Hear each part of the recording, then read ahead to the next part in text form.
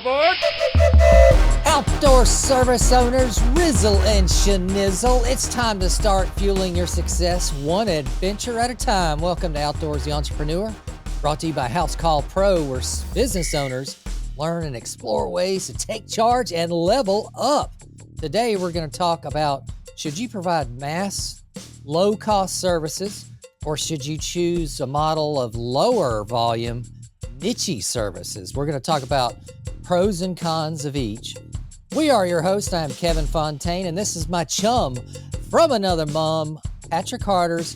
Join us on this journey every Wednesday. Like, comment, subscribe on our YouTube channel, and listen to wherever you get your podcasts. And follow us on our social media platforms at Outdoorsy Boss. What's going on, Pat? Hey, Kevin, how you doing? Getting ready for our company party. We hit our month in May, so we're excited to hit the numbers we wanted to.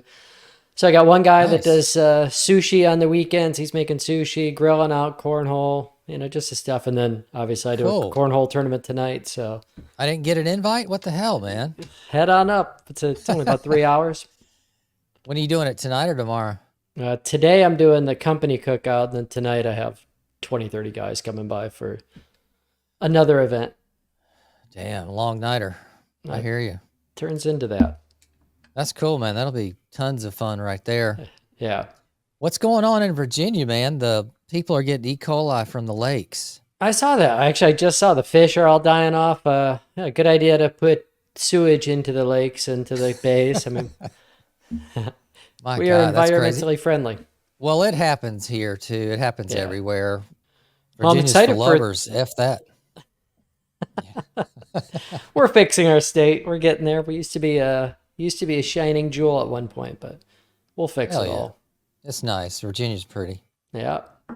I'm excited for today's topic. This is a good one. This is a kind of deeper dive, thought-provoking, getting into the essence behind what are you offering your customers. So I find this a fascinating topic, and it's something that you could just grind through your daily activity, never think about, and not really know what you're doing or what lane you're going after. Right. And, me and you both, when we started our companies over 25 years ago, today we generate millions of dollars, right? But me and you started on a wing and a prayer. Mm-hmm. Oh, we're halfway there. Oh, living on a prayer, Bon Jovi said. And that's what we did. We hoped and prayed tomorrow would be better. We had zero business acumen. And we started with the low cost volume model in our brain. Because what were you saying, Pat, about someone told you about a way to run your business when you got started? What was it? Well, there's two things. I've had my original trainer in lighting, Tom Fettig. I remember after we got done and we went through all these different programs, kind of mentored me. He said, I've taught you everything I can teach you in lighting. Now go out, be a good little whore, and sell yourself for whatever people will give you money for. A good little whore. And we were that. It was just like, this job comes to $6,000. Person's like, I'll do it for $3,000. And it's like, how about $3,500? And Fuck it, $2,500, bitch. Yeah. I mean, that's the way I used to do it too, man. Mm-hmm. Oh, you got a bid for $3,000? I'll do it for $2,700. Yeah. My competitor must have known his pricing. I must have been charging too much. So yeah, he's a smart guy. I'm way out of line. Yeah. Yeah. So then I had a discussion with my father-in-law, actually, and it was a book he was going through, and it was talking about how to make real money in America. And it got me thinking about it, but it was saying, if you could provide luxury to the masses, you're going to make a lot of money. And you think of Victoria's Secret or Starbucks or things like that. So I was like, well, maybe that's Beats. The model. Yeah. Hell, Beats was an upgrade from your standard headphones, and then they were expensive, but all the cool kids and the sports and music people just love them, right? Oh, yeah. So I thought, well, maybe that's what I could do in lighting and build this mega huge operation that we're offering something nobody else can for great prices, and over deliver on service. And it was hard. That was a really hard thing to do because it's if I want to have great customer service, I have to have great people on the phones. I have to have great technicians, great designs, put in products. Game. And so each time I kept doing it, I'm like, well, I'm starting to just price myself out of that mid-range of like offering luxury to the masses. So I usually see people kind of go in steps. They start off, as I was being a little whore, selling yourself for whatever you can get, to like, Yeah. all right, now I want to up it and be a little more luxurious. But every time you did it, it cost more. And so my profitability went down. And then, we Yeah. settled on like, hey, we go after the high end. No doubt. So that's a business change you made and evolved towards, and it takes time. There's a saying, solve rich people's problems, they pay better. Yeah. And that's so true. Elon Musk said you can either do a lot of good for a small amount of people or do a little good for a large amount of people. So there's two different mindsets, the mass low cost model, Walmart, or the niche Mm-hmm. high end, serving less customers, but you're making so much more in profit and you're setting yourself on an island where there's very little sharks in that water to compete with you. So let's look first at volume, the high volume, Mm-hmm. the low cost, high volume. Starting out, selling a low cost service to the masses is seems like a good start, and usually is for a lot of folks, because it doesn't take a lot of money to get started. Mower, blower, and you're off, right, to the races. Yeah. Typically, you don't have a lot of business acumen, and you don't have much experience at that point. So it comes naturally to us to naturally want to start up, compete with everybody else in this mass market, and haggle with people on pricing. Oh, he's paying this, well, I'll charge that, type thing. And it comes naturally for the novice business owner. Yeah. And when you start off, your expenses are low. You have one truck, what you're not equating is like the work that you're doing is really, money that you're going to have to pay somebody for at some point. So at the beginning, you're doing all the work, you're running around doing it also. I'm like, of course you could be cheaper than somebody else who's Right. got, 5 trucks, 12 guys, an office, all that adds expenses. And those Yeah. expenses have to be in the price. So, Yeah. it's good from a competition standpoint. It keeps everybody honest that's there. But you are able to do it at the beginning, but you're going to have to increase your prices down the road, which ends up a lot of times you could lose a lot of your customers if you end up doubling your price in 2 years. Yeah. Uh, And people that are value conscious, and that is part of that mass market culture. Um, when they spend $50 a week or $1,000 on an install, that's quite a bit of money for them. So they prize that money. So it's not like high end customers, $50 a service or $1,000 install. That's nothing to them. yeah. So if the value's there, they'll jump on that. But volume type business, the low cost type model, that can and will work if you can keep certain infrastructures in place, a dependable staff. You're going to have to do some training. You have to motivate. You're going to have to pay well. You're going to run around with a chicken like your head's cut off for sure, because you're dealing with a lot more clients. Mm-hmm. So that volume is going to bring a lot more calls, questions, texts. Hey, when are you coming? Hey, the rain's here. When are you coming? Whatever. Yeah. So you're going to have to staff up. You're going to have to deliver. The key, I think, Pat, especially volume based, is efficiency. Mm-hmm. You got to have efficiencies. Look at Walmart. They stack the shelves the same no matter which store you go to in which town. Um, they're buying from big bulk vendors that they're highly organized. They got Yeah. into delivery now to compete with Amazon, but super efficient. Their prices are low and valuable for most of the population. And so you got to have efficiencies, consistencies, to keep that low cost consistent. And that can happen like in a service business with efficient routing. You're going to have good, dependable equipment. You're going to have really routine equipment maintenance is crucial, because you got to keep that equipment Yeah. operating at a high rate of efficiency. You don't want any breakdowns, because that's just going to eat into your little profit that you're making.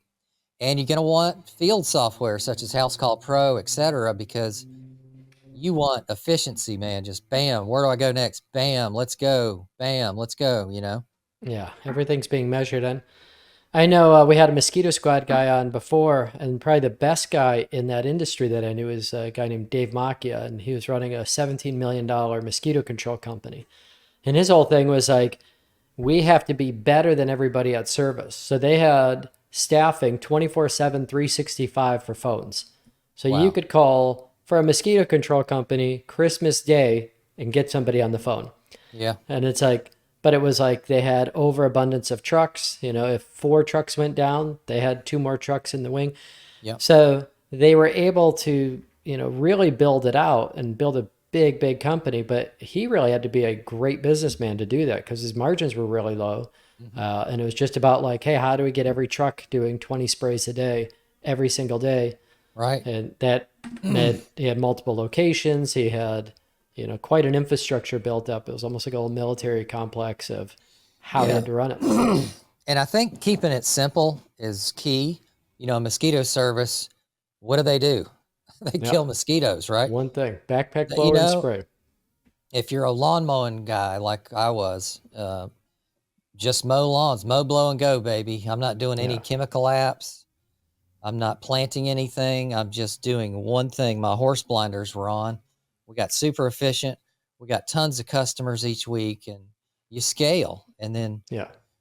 eventually, your mindset may change, but running that type of business, that mass type business, works if you Mm-hmm. do those things. And also, Pat, you definitely need to run off a good budget. So develop a simple budget if you're just getting started out.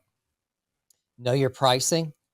We talked to ZebBit, Pat, the last couple of weeks, and they have this estimating platform that's quick and easy. Your budget's already inputted, so your numbers Yep. are there instantaneous. So it's quick and accurate. So you're going to want to quote accurate. You're going to want to provide tons of service, which can be stressful, but those profits that we make off mass is small. You're lucky to get 5 to 10, maybe 15% if you're really kick ass at it. So scaling and management is required to exponentially recoup and reap that profit that you're making, right, from each one, because you need to, this profit that you make, that 5 to 15% range, let's say, that's the money you need to invest in your Yeah. company and grow with and plan a retirement from, Yep. right? Yeah, and a lot of times people want to jump the stages, and they don't want to go through the education. So I see guys that they start off cutting grass, and when they're starting off, they're cheap. So it's kind of like anything. If you're not paying a lot of money, you put up with more crap. You kind of expect it. I hired Max, the drywall guy. I Yeah. wasn't expecting like I was like, Yeah, it hey, had to be. if this wall stands and it takes paint, I'm happy. But you Right. see like a guy cutting grass and he's just learning. So, he takes the trimmer in the small section and just trims all the grass instead of mowing it because it's going to be faster. And all of a sudden you start looking at your grass and it's, rooted at one spot and long in the others and uneven. And you go like, well, that's fine if I'm paying, $50 or $70. If all of a sudden he says, hey, your price is now 150 and I get that result, then I'm pissed off because like, all right, now I'm paying for a premium service. So, Yeah. you can't just say I'm charging more because I want to be more expensive. You have to be, Yeah. good at what you do to charge that extra level.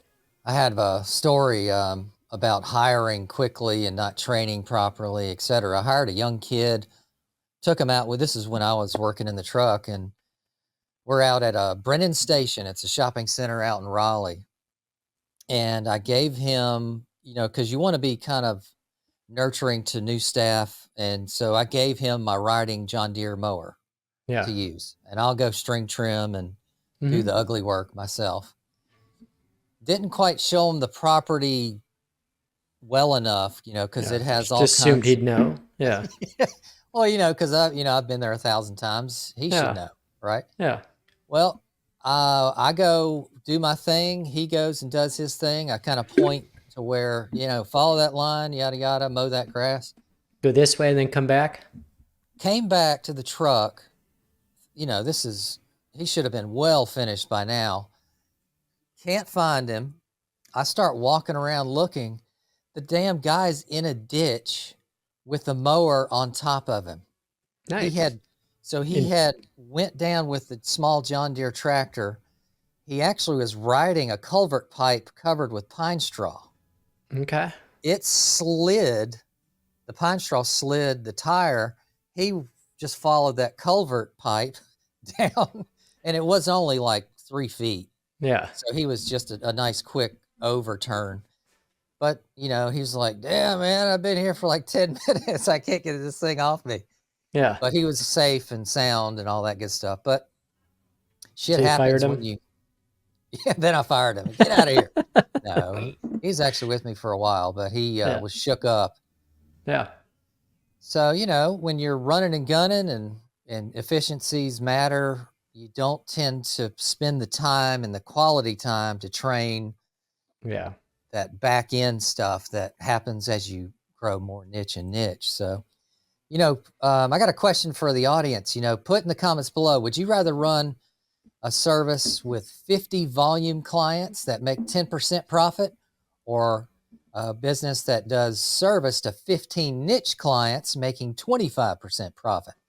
Put it in the comments below. Let me know which model you would choose. Yeah. And Pat, so let's take a scenario here. Let's run a scenario of weekly service scenario. Let's do a Moblo Go for this. And I've got 50 clients. They're paying me $50 a pop. Mm-hmm. That's $2,500 in revenue. After paying, all the overhead, gas, trucks, helpers, insurance.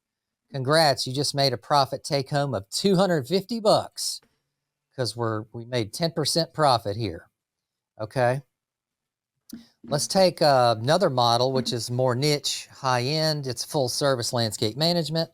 This is your total landscape care. Now you're doing fertility, pruning, leaves, etc. Your per man hour rate's higher. Mm-hmm. And so you price 15 clients, they're going to pay an average of $180 a week on average. By the way, this is low. We have HOA clients paying thousands of dollars per week now. But anyway, 15 clients paying $180 a pop. You're making 25% profit because you're charging more per hour. That is going to give you $2,700. And after paying all your overhead cost, that 25% profit nets you $675. So that's a pretty big mindset difference, isn't it, Pat? Yeah, 50 clients, huge. $250, or 15 clients, $675. Yeah. And I was trained up with Tom Grandy, and there was one of his models that he used. He said you could have a 10% increase. Like, let's say a volume like we've had, 10% increase and lose 30% of your customers and make the same amount of money. And I went, wow. Okay. And you think about the 30% of the customers that I would like to lose, because I think there's a psychology that goes into when you kind of push somebody to the limit of what they want to spend, where they're reaching for it. And they're like, oh, I can't believe I'm going to spend, $6,000 on lighting. Right. Well, then anything that goes wrong that's not perfect, they're freaking out because, to them, they just did their big splurge. Yep. And so it's like you have a tougher client to deal with, even though you may have even discounted down. My toughest customers are my discount customers, the ones that are negotiating, because they thought it was going to be $3,000. It was $6,000. My price was $8,000. So I'm not happy at that $6,000 mark. They're not happy at their mark as well. And so then when something goes wrong, it's like chaos, and you're going like, oh, we were out there 5 more times. We had adjustments. That's so true. And be careful, guys, when you're out bidding and you surpass someone's budget on a quote and you lower that price just to tap out their max, you're going to could have a whirlwind of nightmares on your hands. Because number one, you're going to try to cheat your own budget for the quote to make a profit. So you're going to cut corners. You're going to rush things. You're going to may not do a quality step or two. So that comes back to haunt you because, like, say, Patrick's lighting service, if he rushes his guys on an install, they may not bury the wires deep enough. Mm-hmm. And guess what? That's a callback service Coming all the call, way back to do it again. and then you're losing money now. So that's so true. Yeah, that's one of the challenges. The other one that was a big thing is, the 10% increase in price. We started going on every job and looking to make sure every job, we're shooting for a 30% margin on each project. But then I got into it and I'm like, all right, every job made money, but we lost money this month. What happened? And so I went back to coaching, been doing this 25 years. I still get coaching. So if you're new, don't be ashamed to sign up for coaching programs. Right. But I looked at it and he goes, well, your billable man hours are too low. I'm like, what? Every job was profitable. He goes, yeah, but you have your fixed costs in there. And if you're not meeting the minimum billable hours, you're not making money. And Okay. so then we had to kind of look at it and go like, all right, it's that balancing act of like, hey, I need to make sure every job is profitable. But if I just do one job that's really profitable and, we only work for a week out of the month, we're not making money. So it's like, Exactly. you have to have, you're kind of balancing it the whole time. And that's what one of the challenges in running a business is like, how do I sell as much as possible to get as many billable man hours and get the billable rate that I want? And if you can harness those two things together, then you're printing money. But until that point, you're going to have ebbs and flows, and then you have seasonality and everything else that happens. So those are all just things you should be looking at as you're bidding out your projects and building out your man hours. Exactamundo. And now let's look at niche, higher cost service, more value building techniques. You're expanding your horizons. You're adding on services now to become an expert in your field. Yeah. You're developing that niche to, get to that blue ocean strategy that me and Pat believe in. So niche clients expect a higher end look and service, but when you deliver that, they have no problem paying you more, and they will buy more from you. Mm-hmm. So this is like, okay, you're doing recurring service for them now. Yeah. You start expanding to installations, say lighting add-ons or plants, etc. Bam, you're farming your existing customers.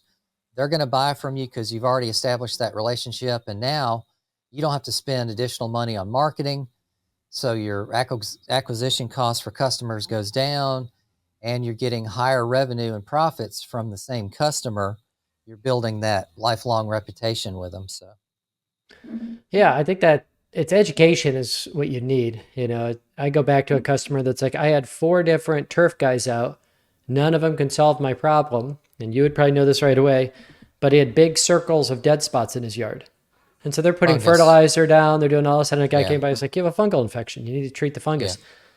The guy that knew it got all the business, but it's like, in lighting, I need to understand electricity. I need to understand trees. Like I can't just be like, light up the big tree here, and then this other medium-sized tree we're going to light up. Like I need to know what the tree looks like, what its name is. You listen to Jan Moyer and everything's in Latin, mm-hmm. And come Latin at a different names. Level and different level where you're talking to your customers on an educated platform, because mm-hmm. you should be the one that's studied. If you're in turf maintenance, you should know more about grass than all your customers. Like you should look at things and go, here's the problem you have now. This type of grass is overtaking. Here's the type of weed. It comes in the spring. Lighting's the same way, where it's like, I need to know everything I just consume knowledge when it comes to lighting. Yeah. And I found a lot of my lower end clients would try to act like they knew more than me. Yeah. I've been studying NCSU's lawn fertility plan, and mm-hmm. They say you need to do this. And I was like, well, it just depends, sir. On your particular lawn, you've got mature trees with roots stabbing into all your lawn areas from the edge line. They're sucking all your lawn fertility out of the ground. Yeah. So it's just, so you're going to get some people that are super picky, but I've found, Pat, niche customers, once you've established that relationship and you're providing a consistent quality service, they pretty much, you never hear from them much after that. As long as you keep things going smoothly and you mm-hmm. update them and keep a open line communication going, say with a blog post or newsletter, social media post, Man, I sometimes I won't hear from my customers all year until renewal time. Yeah, I would say that if you are charging more, you have to perform better. And like I'm amazed when I go out and see jobs. I saw a job not that long ago. They had 12 gauge wire run on the deck with wire nuts on the back of each deck light. Sweet. And I was like, holy crap, I would never be able to get away with doing something like this. Like the So fact that, half-ass. so half assed and like, well, they were cheap. Now that I'm coming in and I'm twice as much or three times more, like they want it done perfect now. Like, all right, we're going to spend to have it done right, but you better make sure it's done perfectly. And so, your good customer, that you're really targeting is one that's going to respect, what you're doing and honor like your artistic value. They're going to honor your quality, your care, your passion, but you have to deliver on that. You can't do it half-ass and then just say, I'm going to fake it and pretend I'm the best by charging more money because you'll get eaten up.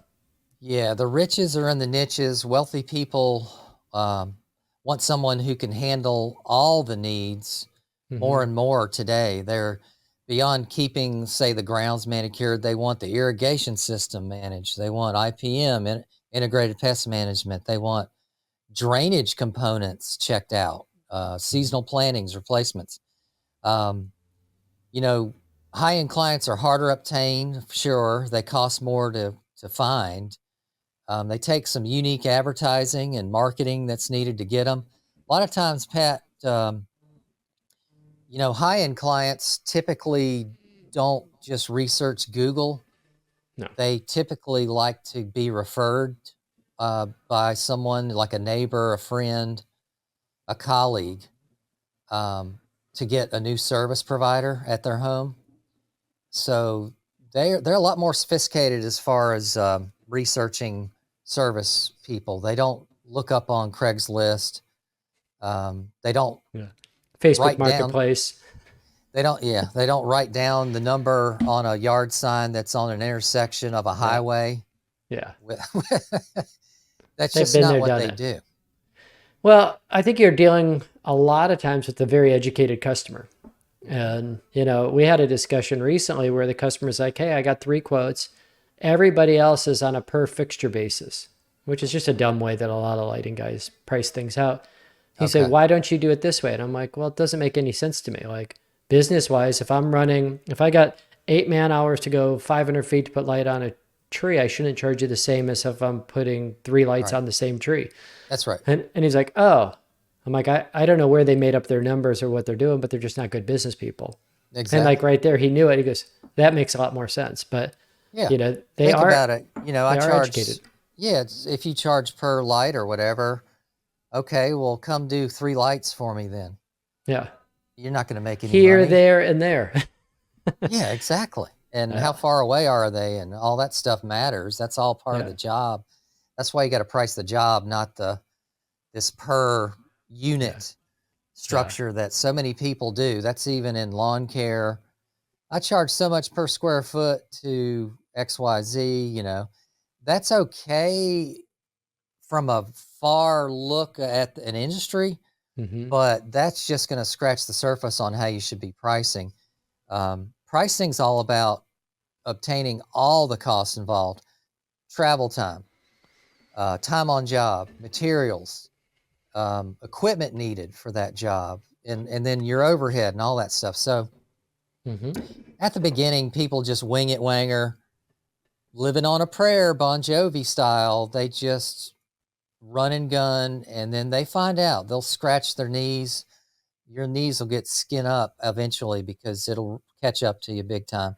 As you transition towards these niche models, say you're doing mass and you want to go niche, add on these higher end or more specialized services, but do one at a time and do it slowly. So if you're a Moblo Go guy and you want to add a fertility program or an integrated pest management program, do that and trial that and Yeah. then price that accordingly because it costs time.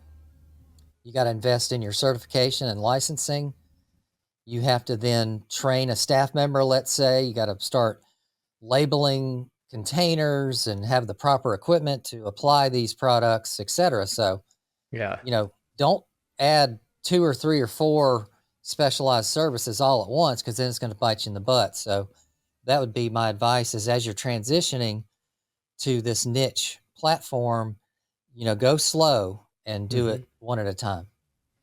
And I would push a little bit on, the more niche you are, the more in depth the proposal process is. So, like Mosquito Squad, I'm very familiar with their business. And when they started off, they would go and visit every property and measure every property. And it was just like, if you're getting 1,000 customers coming in a week and trying to send 10 sales guys out to go meet with the customers and do all that, in that kind of business, it made a lot more sense to take an aerial of the property, get the square footage. There's programs that'll help you do that. Hmm. They would then estimate it out, and they say, sometimes we might make a mistake, but we try and make each proposal profitable. So we're going to go a little bit on the high end. If you're doing something like a landscape plan and you want to do it all from Zoom and, just take a aerial shot, drop a patio on, and you didn't even look at the grading on the property, and it's like, oh, this has a 18-inch slope. That's going to make a huge difference on your patio if you have to remove 18 inches of dirt before getting started. Yeah. So, I think as you get more niche, the proposal process becomes more important. Lighting is very detailed. So it's like, we had just recently, we had one customer's like, hey, can you fix a post lantern too while you're out here? I had 3 guys out there for 3 hours fixing a post lantern. That was just to throw in on the job, Michael. That's the profit on that job was gone.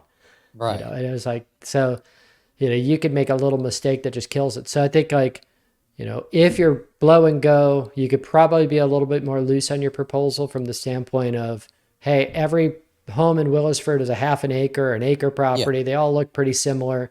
Yeah. We're charging 139 a cut, and you figure it out Exactly. like on one property, and the rest are going to be close. There might be some that you readjust the next year, but if you're doing something like building a landscape plan, you're going to take detail. Yeah, and that's, Moblo Go, say, lawn care providers that do just fertility and weed applications. You get postcards all the time. Your first application, $49, up Yeah. to half acre. And then, they throw out these generalities to capture a wide net of fish. And Hmm. then they'll adjust their prices. Some people get pissed and knock them out. And that's just volume, man, just all about volume. Bring in tons of people, lose half of them, and then get another 100 people, lose half because of price. You can't perform to their standard, etc. Yep. And it's a different model. It's hot and heavy. And back to niche though, you know, rich people value expertise, time, and solutions. Time's a big one. More specialized, the more time you save them from having to find someone else to solve a problem. Yeah. So your network will naturally grow. So now you can recommend them a good tree service, say a painting company, a power washing company, etc. And those networks of people that you start developing will also in turn start sending you business, which is a killer Yeah. positive there. So rich people, they'll pay a premium when you can solve their problem quickly, Pat. So, time's a big one for people that are very busy, make a lot of money. Time's their most valuable asset, Hmm. us included. As you develop as a business owner, your time is going to be your most valuable asset going forward. So, But no, it's but like there are customers that, the biggest thing that you hear is like my customers tell me like, I just want to have somebody I call when there's a problem and you jump on it. right. And so yeah, there's customers that I had one lady twice a year is like, hey, I have a party. It's Friday at 2 o'clock. People are coming at 6, and I got 3 lights up. So it was like we jumped on it. We're like, hey, we got to Yeah. stop everything and jump on this customer because they're an important customer. They've done a lot of business with us. They're going to continue. Eventually, we built into some of our programs. We came up with maintenance plans, and then there's the drop everything, the platinum plan. So like if you call Okay. us and we're on a $50,000 install and you have a problem and you want us to drop everything, we'll do it. Like I'll Yeah. stop the install and come to you, but you're going to pay us for that. And so Exactly.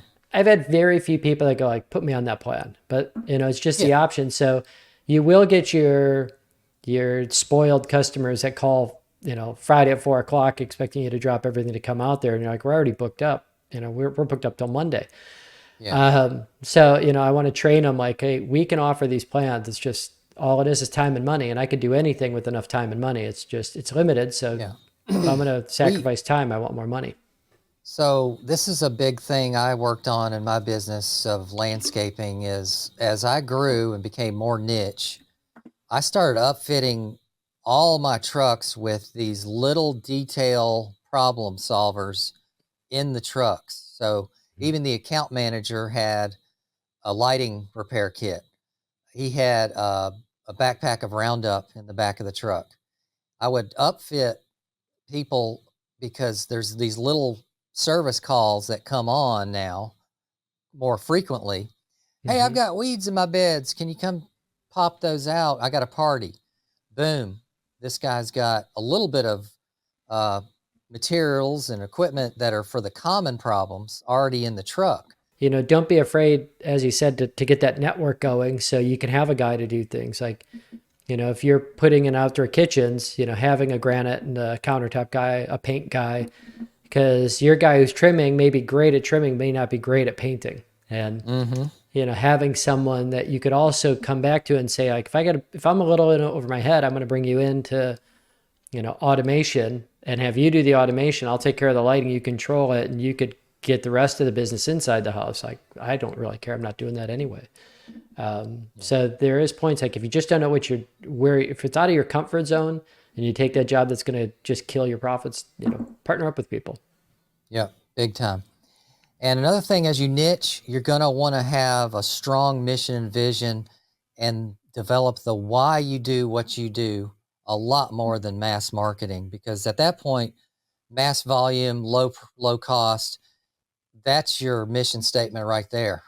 Yeah. We're going to be the lowest cost provider, and that's your dependability factor, etc. Now you can have a tagline and all kinds of things as well, even a mission statement, but as you niche, you become more specialized. That mission statement has to be a lot more encumbersome of a culture rather Mm-hmm. than that little service or that particular service that you're doing.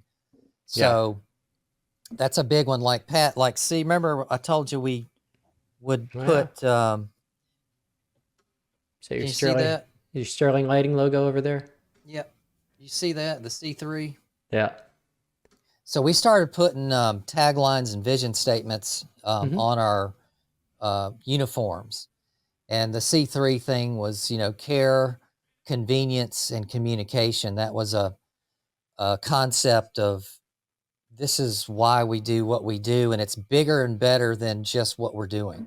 Yeah. So we wanted all these things to be a mantra for our staff. Every day they see that logo and they're like, customer says, hey, what's C3 mean? C3PO from I Star was going to Wars. say it's a Star Wars nerd analogy. So, yeah, make it bigger and better. Have a mission, a vision, and a passion to why you do what you do, and you permeate that into your staff, into your customers, and it helps differentiate you from Mm-hmm. competition. And Pat, you were saying earlier, in order to get bigger and better, you're going to have to be better than the next guy, Yeah. better than the competition. So that's what we're saying, guys, what do you think? Put it in the comments. What do you think after you listen to this? Are you pro low cost or are you pro niche, higher cost? Put it in the comments below. Let us know what you're thinking and what's working for you out there. Yeah. And I will add in there on the niche side. Let's say you become the most educated person in your field, whatever it is, you're the best one at it. Well, if you don't have a team that you're training up and making them better than everyone else, you become, for a while, it might as well have been called Patrick's Landscape Lighting because every customer wanted me.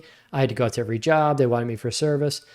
And so it took a lot of time training my guys up so that they can sit there and meet with the customer and the customer no longer needs me. But you trap yourself into that field of like, hey, I don't get vacations anymore. I don't have free time because You're not training, pushing that yeah, next information level. down. Yeah. So you got to Yeah. train your staff to do what you used to do And then that just gives you the freedom and the time to do something else, work on your business more, develop that business acumen that we preach each episode. And No, I think it's, it goes back to training. It's why we started this whole program is you can't just say, I'm going to charge more because I just want more money, because the intelligent customer is not going to buy into that. So you have to have the education, you have to have the efficiencies built up, you have to have the team built up, and you have to know your numbers and be profitable. Because, I'd say a lot of people in our industry, they got into this because they like hands-on fun things to do. Like they could figure out how a motor works, but then say, hey, look at your numbers. And I'm guilty of that. It's like, look at your numbers constantly so you know where you're spending money, where it's going, what's working, what's not working, so you don't do it all and make no money. Well, this wraps up this episode. Make sure you subscribe to the Outdoorsy Entrepreneur YouTube channel and hit those notifications, especially if you're valuing our information and what you like to listen to.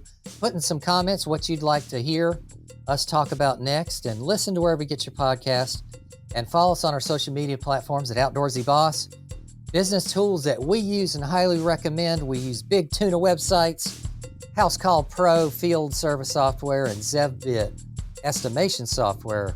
Check out the links in the description below.